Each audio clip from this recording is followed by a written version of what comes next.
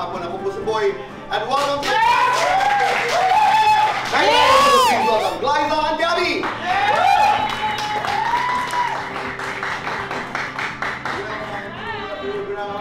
Well, for me kasi I was having a difficult time portraying the character of Carding.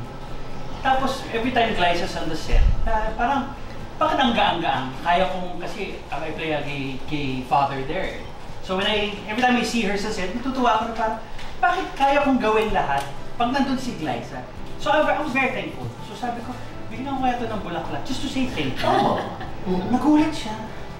Dinedma niya.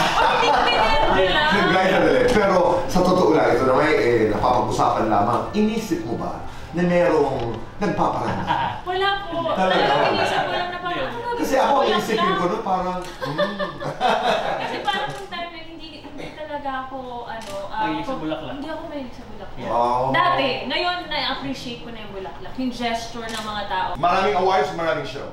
Show. Biggest lesson you've learned as an icon man. Don't be pressured. Not easy. Kanino ka mas loyal? Sa asawa o sa sarili? Sa asawa. Saan ka mas magaling? Sa pag-arte o sa panunuyo? Pareho kasi sumati akong nanonood. Yes or no? Na-pressure sa apelido? Super! Super! Yes or no? May artistang ayaw maka-eksena? Marami. Yes or no? Lights on, lights off. Dim. Happiness or chocolates? Happiness while eating chocolates. Best time for happiness? Pagpuyat. Talaga ba? Complete. Ang magaling na aktor? Tumatagal sa industry. Pirena Contessa. Pirena. Brilyante ng apoy o brilyante ng puso?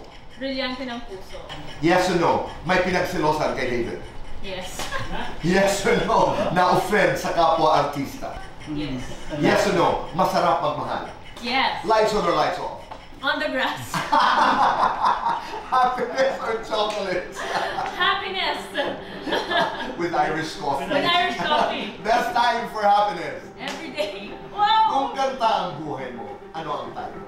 Ito, fresh na fresh. Tadhana. Oh. Ang buhay dyan. Marami. Unang-una, siyempre paglabas ni Tera. At ang unang pagtatagpo ni Tera at saka ni Pirena.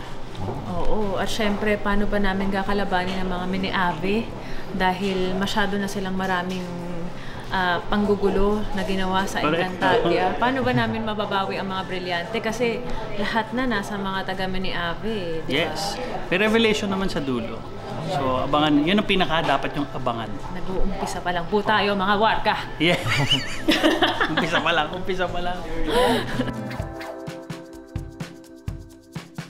Ako, it's been a while. Yeah, pangilan ko na ba ito? Pang third, fourth.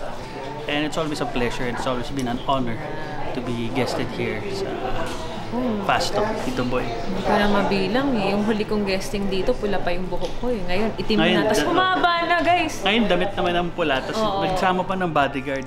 Hindi mo ako sinabihan na napaka-underdressed ko. Talagang pinaghahandaan ko every time na magpa-fast talk ako kasi alam ko si Tito Boy, fashionista yan eh. May marami rin siyang pa-under. So gusto kong lumevel din kay Tito Boy ngayon. Kaya ang title po nito ay Fast Talk with Glyza De Boy Castro. Abunda and Glyza De Castro. Featuring Gabby Aikeno. Sige na. Tanggap ko na. Sangre po yan. Araw-araw po. Sana po patuloy po ang inyong suporta sa Encantadia Chronicles Sangre. Siyempre, bukod sa Sangre ay mapapanood nyo rin si Sangre Perena Rumaraket sa Stars on the Floor. Kasama ang kanyang anak na si Flamara. So abangan nyo po yan.